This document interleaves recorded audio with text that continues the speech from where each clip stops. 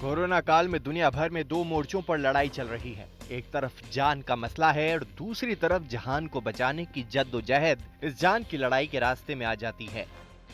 Corona के चलते जहान पर ताला लगाना पड़ा, यानी लॉकडाउन से सभी देशों की अर्थव्यवस्था को तगड़ा नुकसान हुआ है।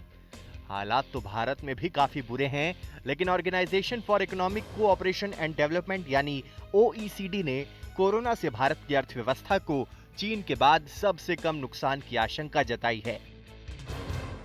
करंट फाइनेंशियल ईयर की जीडीपी ग्रोथ क्या होने वाली है, ये अभी क्लियरली कहना बहुत ही मुश्किल है।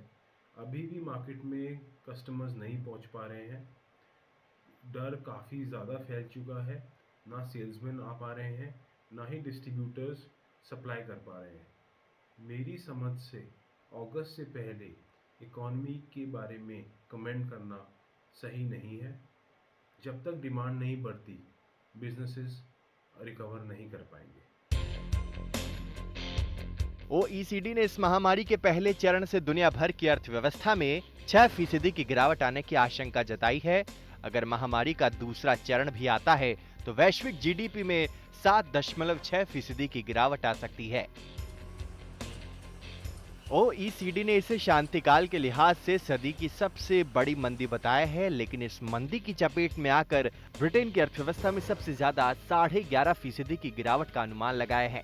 इसके बाद फ्रांस की जीडीपी में 11.4%, इटली की जीडीपी में 11.3%, स्पेन की विकास दर में 11.1%, रूस और कनाडा की अर्थव्यवस्था में 8%, मैक्सिको की जीडीपी में 7.5%, ब्राजील की विकास दर में 7.4%, अमेरिका की जीडीपी में 7.3%, जर्मनी की विकास दर में 6.6%, जापान की जीडीपी में 6%, भारत की विकास दर में 3.7% और चीन की जीडीपी में सबसे कम 2.6% गिरावट आने की आशंका ओईसीडी ने जाहिर की है।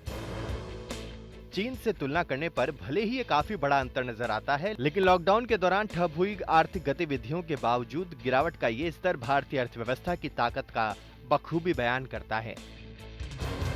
जितने भी फैक्टर्स ऑफ प्रोडक्शन हैं, चाहे वो लैंड रिफॉर्म्स हैं, लेबर रिफॉर्म्स हैं, लिक्विडिटी के इशू हैं, कंप्लायंसेस के हैं, सरकार ने उन फैक्टर्स ऑफ प्रोडक्शन में बहुत सारे आमूल-चूल परिवर्तन का बीड़ा उठाया है और घोषणाएं की हैं और उस तरफ कदम भी बढ़ाए हैं। हमें इस चुनौती को भी अर्थव्यवस्था के लिए अवसर की तरह इस्तेमाल करना है।